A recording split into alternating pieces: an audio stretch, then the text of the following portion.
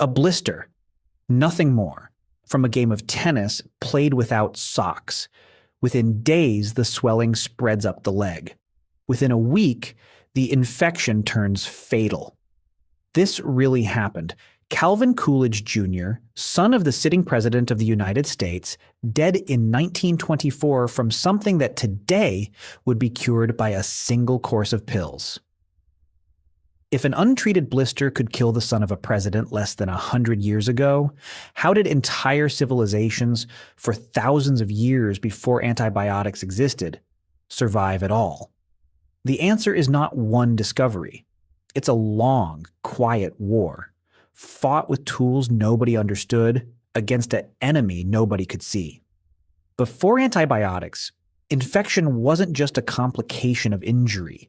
It was often the main danger. A soldier could survive an arrow wound only to die weeks later as it festered.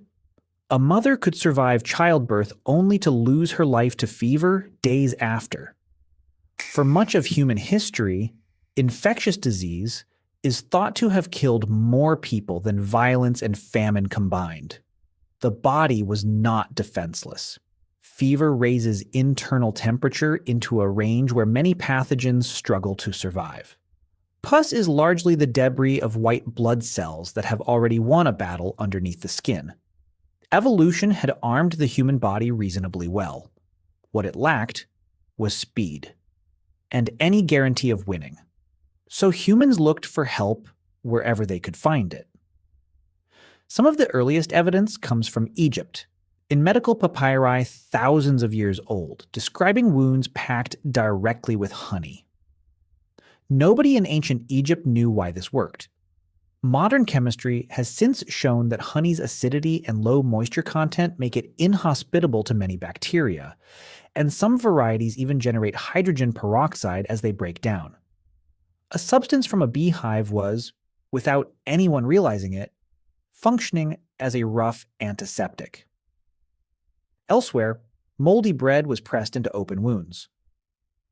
A practice recorded separately in Egypt, ancient Serbia, and parts of China, regions with little to no known contact at the time. Centuries later, science would reveal that certain molds produce compounds capable of killing bacteria. It's a striking historical coincidence, one that hints, without directly explaining, at the origins of what would eventually become penicillin. That's the pattern worth sitting with. Solutions kept arriving generations, sometimes centuries, before any explanation for why they worked. What's striking is that this pattern didn't happen once. It surfaced in multiple, distant places, as if necessity kept arriving at the same door from different directions.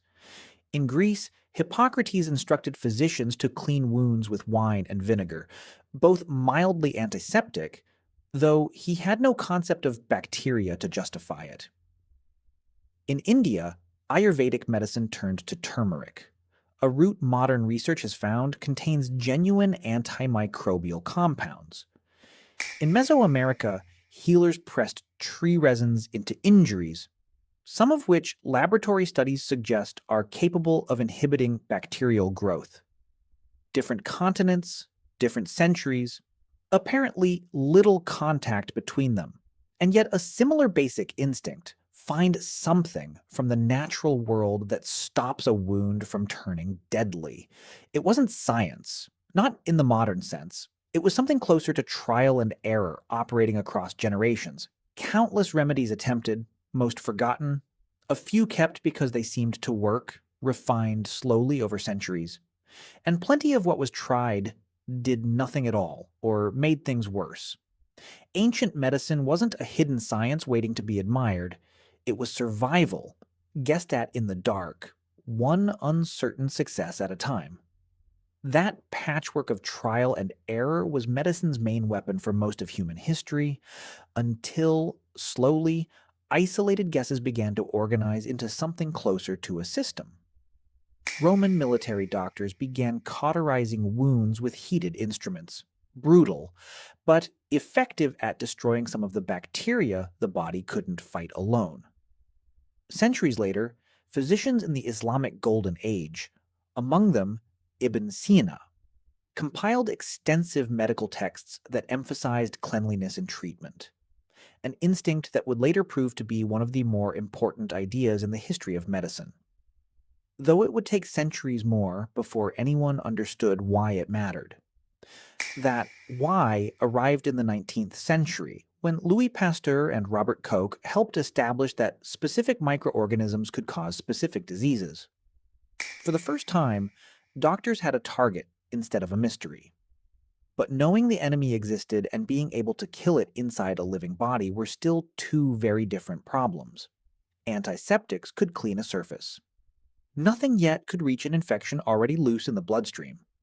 So how did people actually make it through century after century without that final answer? Partly through public health practices nobody called by that name.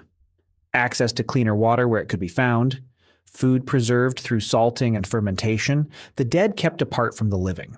Partly through sheer numbers, birth rates high enough to offset losses that would be almost unthinkable today, since childhood infections are believed to have claimed lives at a scale modern audiences rarely confront. And partly through knowledge. Flawed, incomplete, occasionally dangerous, but accumulated patiently and passed down until it formed a real, if imperfect, shield. That shield held, imperfectly for thousands of years. It was never enough on its own, but it was enough to get humanity to the next chapter. In 1928, Alexander Fleming noticed something odd in one of his laboratory dishes. A patch of mold appeared to have killed the bacteria surrounding it. The mold was penicillium. It took another decade, and the urgency of a world war, before it could be reliably mass-produced and used to treat patients. When it finally arrived, the shift was immediate. Infections that had ended lives throughout human history became treatable in days. Surgery became survivable in ways it rarely had been before. Childbirth stopped being such a frequent gamble against fever. It's worth remembering how recent this actually is. Widespread antibiotic use is barely older than living memory. Somewhere, a person's own grandparents were likely born into a world where an untreated blister could still be a death sentence. The next time a doctor hands over a prescription for something as ordinary as a sinus infection, it's worth remembering what stands behind it. Honey packed into Egyptian wounds, moldy bread pressed on by hands that didn't know why it worked, vinegar poured by Greek physicians, turmeric ground by healers in India, and finally one overlooked petri dish in a London laboratory in 1928. None of it happened quickly. All of it happened because, generation after generation, someone refused to accept that nothing could be done.